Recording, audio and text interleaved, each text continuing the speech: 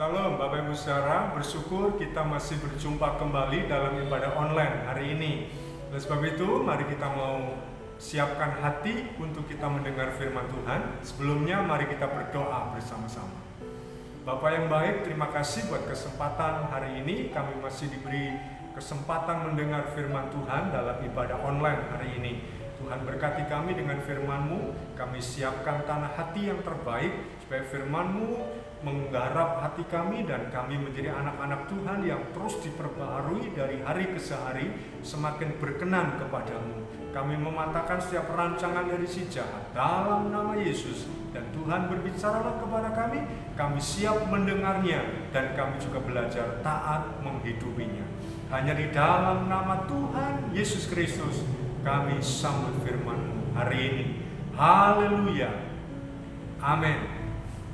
Bapak Ibu, apa yang Bapak Ibu Saudara harapkan dari pasangan Bapak Ibu Saudara? Saya yakin, saya percaya bahwa Bapak Ibu Saudara mengharapkan kesetiaan dari pasangan kita. Kita pengen punya pasangan yang setia, kita pengen punya anak yang setia, dan kalau kita sebagai seorang atasan, kita pengen anak buah kita juga setia. Sama halnya dengan Allah, sama halnya dengan Tuhan. Tuhan juga mau kita memiliki kesetiaan, karena kesetiaan adalah batu penjuru karakter. Sebab orang yang setia bisa dimampukan, dan orang yang mampu belum tentu setia. Nah, hari ini Bapak Ibu Saudara, kita akan berbicara, kita akan membahas tentang penghalang kesetiaan. Mengapa seseorang bisa menjadi tidak setia? Khususnya kepada Tuhan. Bukan hanya kepada pasangan, bukan hanya kepada orang tua, bukan hanya kepada atasan, tetapi secara khusus kepada Tuhan. Mengapa manusia, mengapa orang percaya sering atau bisa menjadi orang yang tidak setia? Nah, mari kita mau buka Alkitab kita dalam kitab Matius pasal yang ke-25 ayat 14. Matius 25 ayat 14 sampai ayatnya yang ke-30. Matius 25 ayat 14 sampai 30. Saya akan bacakan demikian firman Tuhan, Bapak Ibu Saudara. Sebab hal kerajaan surga sama seperti seorang yang mau bepergian ke luar negeri, yang memanggil hamba-hambanya dan mempercayakan hartanya kepada mereka. Yang seorang diberikannya 5 talenta, yang seorang lagi 2, dan yang seorang lain lagi 1, masing-masing menurut kesanggupannya. Lalu ia berangkat. Segera pergilah hamba yang menerima 5 talenta itu. Ia menjalankan uang itu lalu beroleh laba 5 talenta. Hamba yang menerima 2 talenta itu pun berbuat demikian juga dan berlaba 2 talenta. Tetapi hamba yang menerima 1 talenta itu pergi dan menggali lubang di dalam tanah, lalu menyembunyikan uang tuannya. Lama sesudah itu pulanglah tuan hamba-hamba itu, lalu mengadakan perhitungan dengan mereka. Hamba yang menerima 5 talenta itu datang, dan ia membawa laba 5 talenta, katanya. Tuan, 5 talenta Tuan percayakan kepadaku. Lihat, aku telah beroleh laba 5 talenta. Maka kata tuannya itu kepadanya, baik sekali perbuatanmu itu, hai hambaku yang baik dan setia. Engkau telah setia dalam perkara kecil, aku akan memberikan kepadamu tanggung jawab dalam perkara yang besar. Masuklah dan turutlah dalam kebahagiaan tuanmu. Lalu datanglah hamba yang menerima 2 talenta itu, katanya, Tuan, 2 talenta Tuan percayakan kepadaku. Lihat, aku telah beroleh laba 2 talenta. Maka kata tuannya itu kepadanya, baik sekali perbuatanmu, hai hambaku yang baik dan setia. Engkau telah setia memikul tanggung jawab dalam perkara yang kecil. Aku akan memberikan kepadamu tanggung jawab dalam perkara yang besar. Masuklah dan turutlah dalam kebahagiaan Tuhanmu. Kini datanglah juga hamba yang menerima 1 talenta itu dan berkata, Tuhan, aku tahu bahwa Tuhan adalah manusia yang kejam, yang menuai di tempat di mana Tuhan tidak menabur, dan yang memungut dari tempat di mana Tuhan tidak menanam. Karena itu aku takut dan pergi menyembunyikan talenta Tuhan itu di dalam tanah. Ini terimalah kepunyaan Tuhan. Maka jawab tuannya itu, hai kamu hamba yang jahat dan malas. Jadi kamu sudah tahu bahwa aku menuai di tempat di mana aku tidak menabur, dan memungut dari tempat di mana aku tidak menanam. Karena itu sudahlah seharusnya uangku itu kau berikan kepada orang yang menjalankan uang, supaya sekembaliku aku menerimanya serta dengan bunganya. Sebab itu ambillah talenta itu daripadanya dan berikanlah kepada orang yang mempunyai 10 talenta itu. Karena setiap orang yang mempunyai, kepadanya akan diberi, sehingga ia berkelimpahan. Tetapi siapa yang tidak mempunyai, apapun juga yang ada padanya akan diambil daripadanya. Dan campakkanlah hamba yang tidak berguna itu ke dalam kegelapan yang paling gelap. Di sanalah akan terdapat ratap dan kertak gigi. Amin. Kesetiaan adalah batu penjuru karakter. Tuhan mengharapkan supaya setiap anaknya menjadi anak Tuhan yang setia. Namun untuk menjadi anak Tuhan yang setia, sering sekali kita gagal menjadi anak Tuhan yang setia. Lalu apa masalahnya? Apa penyebabnya? Apa yang menyebabkan kita sering gagal menjadi anak Tuhan yang setia? Paling tidak ada 3 hal yang membuat kita sering gagal menjadi anak Tuhan yang setia. Yang pertama adalah karena kemalasan. Bapak Ibu Saudara, seperti yang tertulis dalam Matius pasal 25 ayat 14 sampai 30 yang sudah kita baca tadi, diceritakan dalam perikop itu tentang seorang tuan dan 3 orang hambanya. Tuan itu memberikan talenta kepada 3 hambanya secara berbeda-beda. Yang satu diberikan 5 talenta, yang hamba kedua diberi 2 talenta, dan hamba ketiga diberikan 1 talenta. Nah, hamba itu masing-masing menjalankan uangnya atau talentanya. Kemudian hamba yang pertama mendapat hasil, mendapat laba 5 talenta. Hamba yang kedua yang diberikan 2 talenta mendapat laba 2 talenta. Sedangkan hamba yang ketiga yang dikasih hanya 1 talenta, dia tidak memperoleh apa-apa. Dia tidak mendapatkan laba apa-apa. Oleh karena dia adalah seorang yang malas. Mestinya dia bisa belajar dari hamba yang pertama ataupun yang kedua, yang menjalankan talenta atau uang itu dan mendapatkan hasil, mendapatkan laba untuk tuannya. Karena tuan itu ketika kembali dari bepergian jauh dan mendapatkan laporan pertanggungjawaban para hambanya, 2 hamba ini dipuji oleh tuannya sebagai hamba yang baik dan setia. Tetapi hamba yang ketiga ini tidak mendapatkan pujian, tetapi mendapatkan hukuman oleh karena dia masuk dalam hitungan hamba yang tidak setia. Dia tidak setia oleh karena dia malas. Dia mungkin berpikir kalau dia kerjakan talentanya, dia kembangkan talentanya, dia takut rugi. Dan banyak ketakutan-ketakutan yang lain, banyak alasan-alasan yang lain yang membuat dia malas. Kemalasan itu adalah musuh atau penyebab kita tidak setia. Karena itu Bapak Ibu Saudara, jadi orang Kristen jangan malas. Apa yang Tuhan percayakan kepada kita, kembangkanlah itu, jangan malas.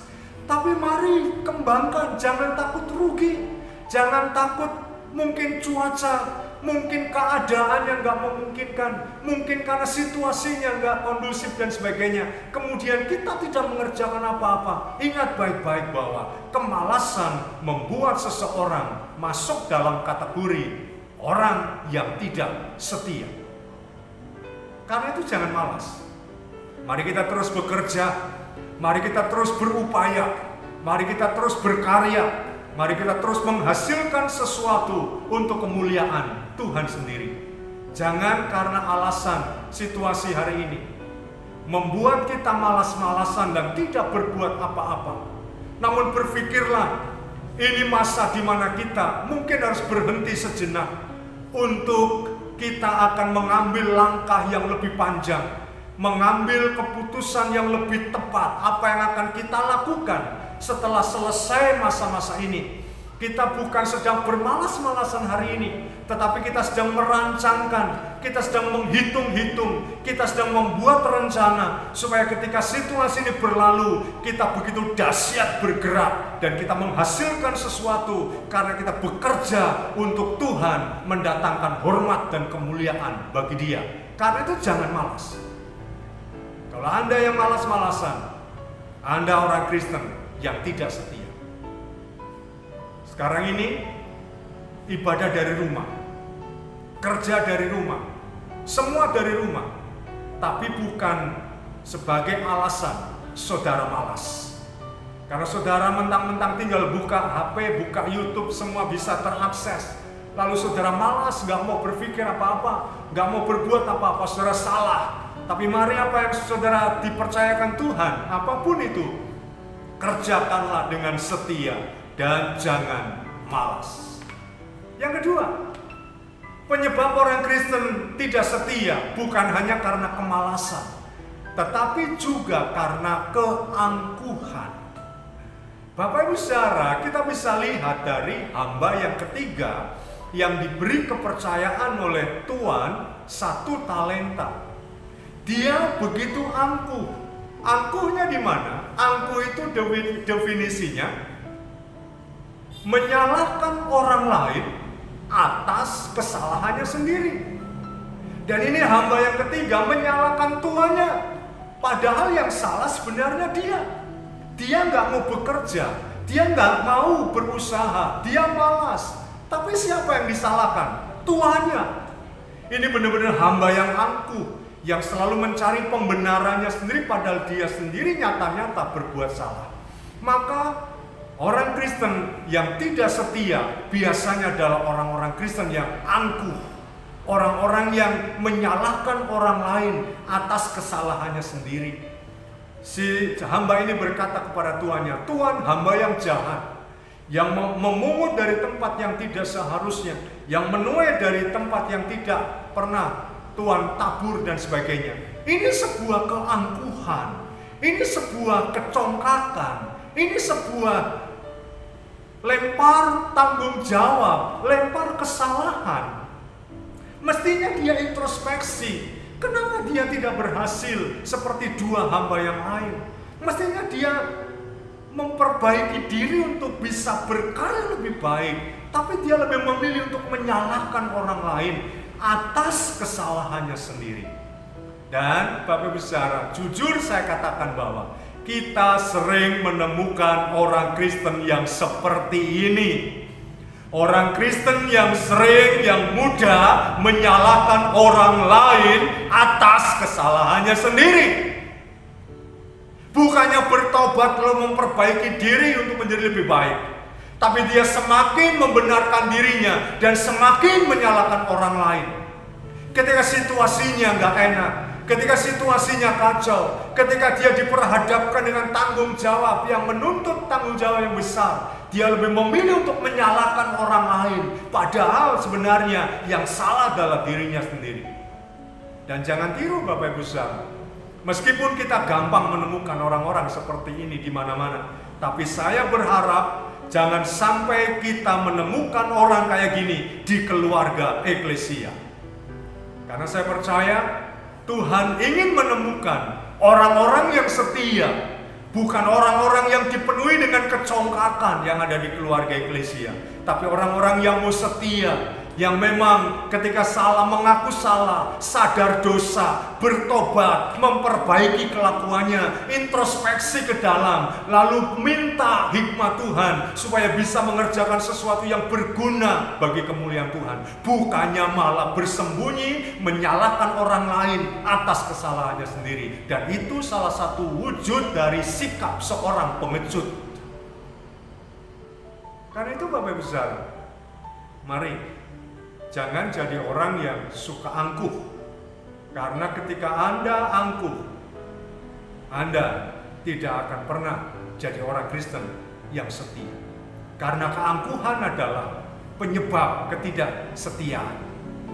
Yang ketiga, penyebab ketidaksetiaan. Mengapa orang Kristen tidak setia? Bukan hanya karena kemalasannya, bukan karena keangkuhannya, tetapi karena pendurhakaan. Nah, sikap pendurhakaan ditunjukkan juga oleh hamba yang ketiga ini, yang diberi oleh Tuhan 1 talenta. Pendurhakaan artinya adalah sikap tidak tunduk atau sikap tidak patuh pada otoritas. Nah, kalau ada orang yang tidak patuh pada otoritas, pasti dia orang tidak setia. Kalau ada istri tidak tunduk pada suami, pasti dia istri yang tidak setia. Kalau ada anak tidak patuh pada otoritas orang tua, dia pasti anak yang tidak setia kepada orang tua. Kalau ada bawahan yang tidak tunduk, tidak patuh pada otoritas tuannya, dia pasti seorang karyawan atau pegawai atau bawahan yang tidak setia.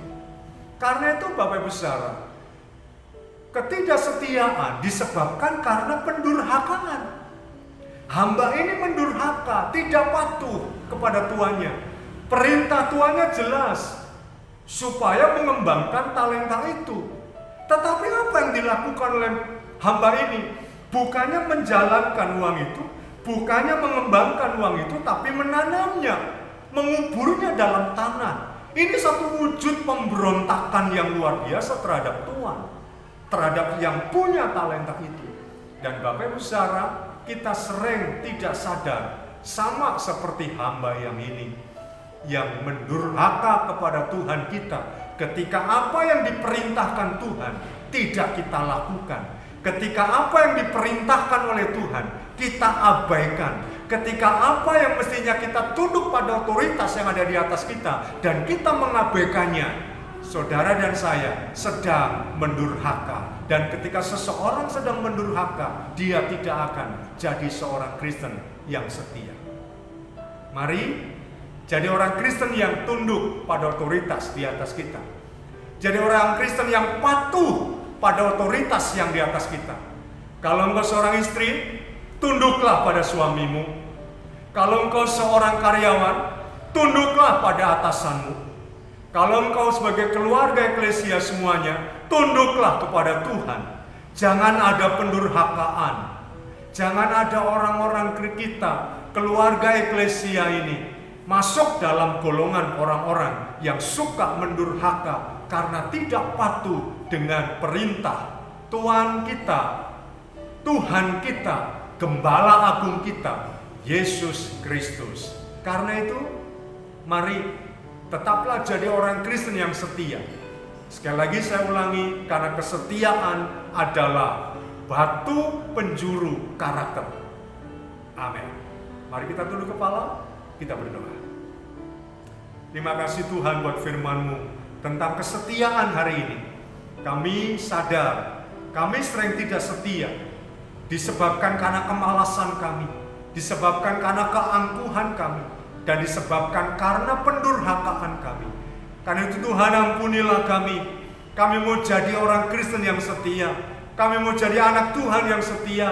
Kami mau jadi jemaat yang setia. Kami mau jadi pengurus gereja yang setia. Kami mau jadi hamba Tuhan yang setia. Kami mau menjadi anak-anak-Mu yang masuk dalam kategori orang yang setia, dan kami rindu supaya Tuhan tidak kesulitan menemukan orang-orang yang setia di gereja ini. Terima kasih Tuhan, hamba-Mu sudah berhenti berbicara, namun kami percaya Roh Kudus terus mengingatkan kami akan kebenaran firman-Mu ini, dan kami menjadi pelaku-pelaku firman yang setia, menjadi orang Kristen yang setia. Dalam nama Tuhan Yesus Kristus kami bersyukur dan berdoa. Haleluya. Amin. Terima kasih Bapak Ibu Saudara. Waktu selanjutnya saya kembalikan kepada para kepala keluarga untuk melanjutkan ibadah di rumah masing-masing. Pesan saya, tetap semangat, karena hati yang gembira adalah obat yang manjur. Jaga kesehatan, keluar rumah pakai masker, ya, tetap berdoa, jangan putus-putusnya berdoa, dan Tuhan memberkati kita semua. Amin.